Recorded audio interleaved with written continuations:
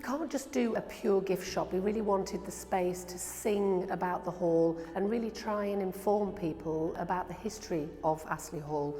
A lot of visitors come to visit the grounds, so the interpretation within the space needed to wrap around the gift shop offer. We've tried to ensure that there's a really good mix of retail and information and interpretation. It was originally an agricultural area and the house was part of the Charnock family. The property burnt down, so they built a new property here. And the fact that we're in a coach house, we really wanted to have a little modern tip to the fact that it was originally a stable block. There are some beautiful recesses where the old hay bales would have been. So all the way through the fixturing of the shop, we've started to use metalwork referencing the old stable block. We've used pieces of leather which reference some of the beautiful detail you see in the home, in the house.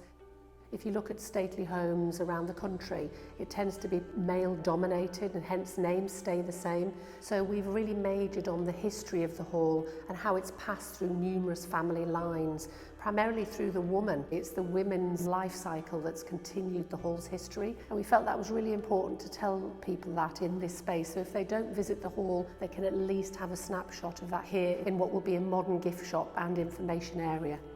We envisage people using the space very much like they'd use their town centre. So all of the artefacts, all of the retail mix is going to be delivered by local companies. It's tapping into the many fantastic artists, fantastic makers in Chorley and Lancashire. So you will be getting a very unique offer in the space provided by people who are either just starting out or have been established for a long, long time. These people might have their products in cities like Manchester and Liverpool. You'll be able to get the quality gifts and quality products they deliver here in Chorley at Astley Hall. The angle really is to try and make sure that this is a destination place, so not only can you grab a great cup of coffee and a fabulous cake, you can walk around the grounds, take your dog for a walk, take your children out, grab a bottle of wine, grab some food, spend a good day here and then leave with a beautiful memento or a gift for a loved one.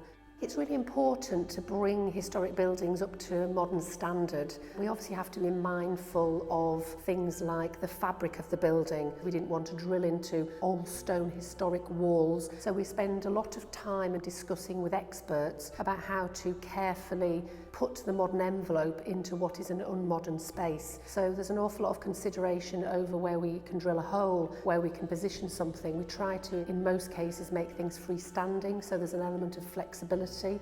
We try to consider the volumes of materials to maximise the use out of them, so again less waste. So I think it's lots of considerations need to be brought into play, but that shouldn't really stop you bringing an old space to life.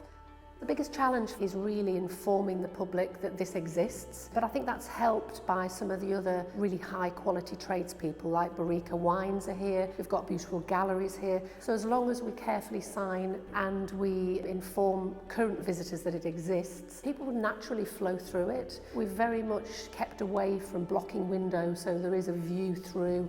We've made sure our wall fixtures are quite high on the wall so it can be seen from the park, so if people aren't coming into the space or into the cafe, they can view through the windows. People would naturally migrate through, and I always think your best advertising is word of mouth, and really it's all up to us to start sharing that because it's absolutely a beautiful place to visit. It's like a little snapshot of calm just off the motorway.